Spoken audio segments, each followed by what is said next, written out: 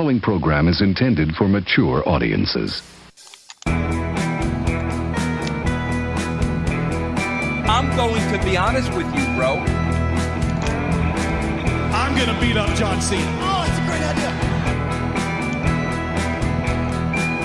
So who the hell do you think you are?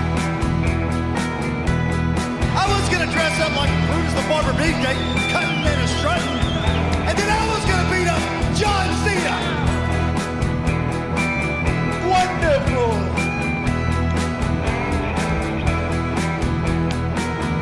I mean, come on. What's more fun than beating up John Cena? Suplex City, bitch.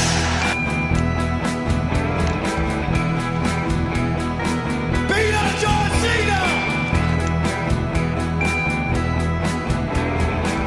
I have come here to chew bubblegum and kick ass, and I'm all out of bubblegum. Welcome, everybody, to the first ever edition of the Weekly Suplex, our wrestling roundup for the week. I'm Brian Thomas. Joined with me today is my co-host, Juice Steen. How are you doing, Juice?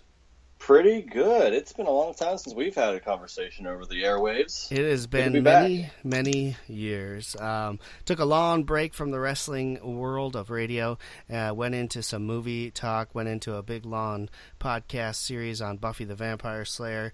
Did a little here and there on some wrestling video breakdown, all that kind of stuff. But for the most part, I've been out of it for, probably... I want to say probably a good part of 7 years now. So it's good to be back on the airways. I'm happy to be here. Glad that you were able to join us. You have made a different transition in the wrestling world from where I was, so that's pretty cool to watch as I went through here. But we're going to bring you a different show. You know, there's a lot of wrestling podcasts out there, a lot of things out there. We're just going to have fun with one, talk about the wrestling we like, focus mostly on the WWE universe. We may venture in a few things here and there if there's a big show in Japan or, TNA ever gets out of the doldrums. Maybe we'll talk about them. But for the most part, we're going to stick to the WWE universe because that's what people are watching. And sad to say that. I love all wrestling, but that's what people are watching, and that's what people want to talk about, so that's what we're going to do. We're going to talk about certain topics every week. We're hopefully going to bring in some guest commentators to go around the table with and all that kind of stuff. So it should be a fun format, fun show for us, I think. Oh, yeah, for sure. You've been out of it for 7 years. I try to stick with it. I kind of do a video podcast. It's kind of the same format, like a roundtable discussion. I think it's a good format for wrestling in particular, purely for the fact that there's so many varied opinions across the spectrum in this niche of entertainment that we love, and it's always fun, always good banter. Yeah, it is. It's always good to have different points of view, too. I'll say it here right now. I'm just a fan. I'm nobody in this business. I ran a wrestling website for TNA Wrestling back when they first got off the ground. I ran that until approximately 2011 before I jumped ship on that, just because it wasn't worth it anymore at that point. Not because TNA was bad, just because the industry wasn't caring. Well, yes, okay. So it wasn't as popular as it was. We used to have a really big forum and everything. That's how I kind of got into wrestling as far as commentating things go. But other than that, I'm just someone who sits and watches on Mondays, Tuesdays, Wednesdays, and sometimes Thursdays every week, and just have fun with it. So I thought, why not? I have nothing better to do. Let's start a podcast. So here we are. Hey, I love nothing better to do. And, you say Monday through Thursday. I'm Monday, Tuesday. Any night that I can watch the WWE Network, generally speaking, I'm on. Raw and SmackDown may not give you everything you want daily, or weekly, rather, in live programming for the current product. But, the network's great. They got a bunch of old stuff, and that's how I keep in tune with the stuff from yesteryear. And I'm the same way. I watch something on the WWE Network probably every night. Oh, yeah. Usually right before bed, I'll find something to turn on. I love going back and watching some of the old WCW because that was my thing. That's my favorite. In the mid-90s. Yeah. I love turning that stuff on. Every once in a while, I'll check out some of their original content. I'm in love with something else to wrestle with Bruce Pritchard and Conrad Thompson. Love that stuff. But I also You're not allowed like to say you like another podcast on the podcast. well, whatever. We don't care. We're not discriminating. We like That's all true. podcasts. I like it too. I like sitting there watching the ride-alongs every once in a while. I think those are Those are hilarious. I just started watching the story time cartoons. I think those are quite Yeah, funny. those are good too. The So- 24 is also really like their 24 best show. are yeah. Those are the documentaries that the WWE does are some of the best documentaries you'll ever watch. They rank And- right up there, I think, with the 30 for 30s on ESPN. Oh, for sure. And again, because it's such a niche thing, it's WWE. They can produce and put all this info that they want about, and it always looks like a good story. They can make the best documentaries. And the guys that they have in the production, they make, movie level stuff, and it never stops. It's always, generally pretty good content. And I mean, yeah, I never find myself not knowing what to watch in the network. There's always, new stuff to watch. It's great. No, for sure. It's the best $9.95 I've ever spent. I mean, not only it's worth it just for the pay-per-views, I think, but all the other stuff that's out there. I mean, if I'm bored and have nothing to do, I can just flip that on, and I will find something that will keep me entertained for at least 2 hours. So I'm Easily. happy with it. Anyway, that's where we stand. Let's get into some of the stuff. A big week in wrestling for the WWE. They had a pay-per-view on Sunday, obviously Raw and SmackDown, and now they're over in Europe doing a European tour. But let's talk about Backlash quickly. I'll run through the results real fast, and then we can comment a little bit on this. I know this is not the favorite pay-per-view of pretty much anybody. No. And I think we'll share that sentiment. But let's just quick run down the results, and then we can discuss a little in depth on some of the things that went down here. Obviously, the kickoff show, we saw Ruby Riott defeat Bayley, which was an interesting move, if you ask me. We saw Seth Rollins retain the Intercontinental Championship against The Miz. I think everyone expected that to happen with the brand split. We had the Raw Women's Champion Nia Jax retain against Alexa Bliss. Jeff Hardy retained the U.S. Championship against Randy Orton. Daniel Bryan defeated Big Cass, which actually is a surprise to me, and I'll talk about that in a second. Carmella retained her SmackDown Women's Championship by defeating Charlotte Flair. AJ Styles and Shinsuke Nakamura ended in a blustering no contest. Braun Strowman and Bobby Lashley defeated Kevin Owens and Sami Zayn. And in the main event, Roman Reigns defeated Samoa Joe. So that's the quick rundown of the results. Let's take apart a couple of these things here. All right. Let's start with Daniel Bryan and Big Cass.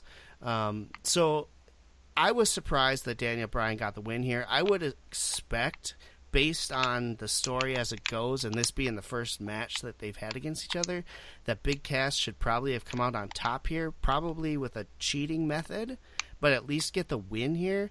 But he tapped cleanly in the middle of the ring to Daniel Bryan, and that effectively, to me, destroys this feud, don't you think? If it doesn't destroy the feud, it destroys any momentum he had just coming in as a singles guy. He was with Enzo, or he who shall not be named, for so long, and that's really you could say it. He was in the background. Enzo's the mouthpiece. He was the entertainer, and Big Cass was kind of in the background. Now, there have been definitely some sects out there that have said, Big Cass has the talent. He can be the guy, and he's got the size and all the stuff Vince likes in a bigger superstar, almost like a Diesel, if you really want a comparison. But the fact that now he has the opportunity, he's his own guy, he's doing his own thing, and the fact that he's a heel, I thought was a very interesting move, and I liked his mic work. And Daniel Bryan doesn't need any wins. He's just coming back, and I don't even know. It was very surprising that they're going to put him in a program so soon.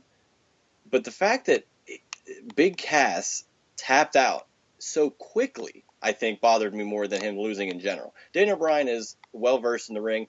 He'll dance circles around guys like Big Cass, and that's not a big problem that Big Cass loses like that. I think Big Cass can get he'll get the better of Daniel Bryan at some point, I think, if they're going to continue with this. But the fact that he tapped out immediately, that bothered me. He's a big guy, stick around a little bit, try to tough it out. You're a heel. That's what you're supposed to do. Kick him in the groin. Yeah, and to me the problem.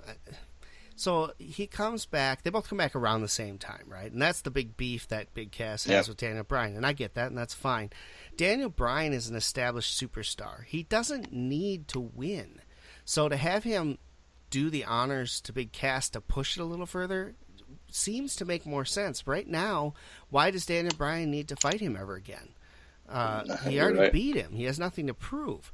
Big Cass needed to come out strong, and to me, this is just the wrong way. So I was a little upset with that whole thing. And I think everybody is in agreement that you watched this pay-per-view and you got to the Elias performance piece, and that's when everything went off the rails. This was the match right after the Elias performance piece. So anything we talk about now is just, it wasn't good. So I want to move into Carmella versus Charlotte Flair. I'm a big proponent of Carmella. I think her character is fantastic. I like it.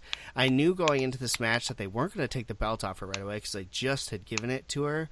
What I didn't expect was her to really win so cleanly. I mean, you could say that they blame it on the knee buckling and whatever, but she won pretty damn cleanly in that match, which was odd. And the other thing that bothered me about this match was the constant screaming that she did. I get why she does it. It's for the live audience, but then they got to dumb down those mics because it was obnoxious to the home viewer because it was so loud. And we know that they play with mics. They used to do the dubbing of SmackDown's audio for years before it was live. They can modify anything they want for whoever audience they choose. And yet they kept that in there. And I've seen multiple people complain about that. I didn't find it, too crazy or too annoying, but I could definitely see where one could come to that conclusion. And again, I'm kind of on the same boat with you. I don't know if I would have had her win so clean. It's weird. You would have thought Big Cass would get a clean win over Daniel Bryan. Instead, he loses and taps out immediately. And you would think Carmella would keep her title by playing dirty, and she wins clean. So I really don't know what they're doing with that. I like that they kept the title on her, and they don't make it just as a fluke. But it's just, ever since the streak ended with Asuka, I've just been saying, is it worth it? Like, is all this, you have a bigger goal in mind here? Like, am I missing something? Yeah.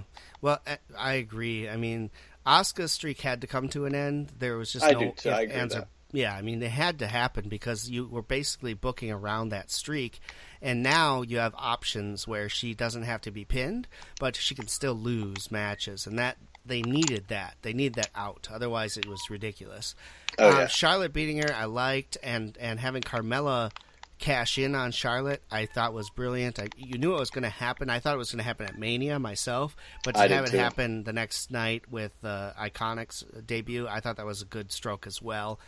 And Charlotte doesn't need to win. She's definitely established herself enough. But again, to have her win so cleanly, and I know, like I said, they're going to say, well, she buckled her knee and then Carmella used the knee, and I get that, but she's been put through so much worse than that and not tapped out. It just seemed kind of like a weak way to end. And, I'm all for Carmella keeping the belt because I think she's got a lot of talent. She's great on the mic. Her character is interesting, and I like it.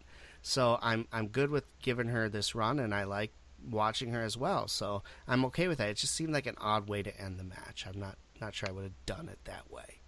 And I think now the theme underlying through all of what we're talking about here, aside from Rollins and Miz, I don't know if we were going to discuss that, but it was clearly the best match on the entire card.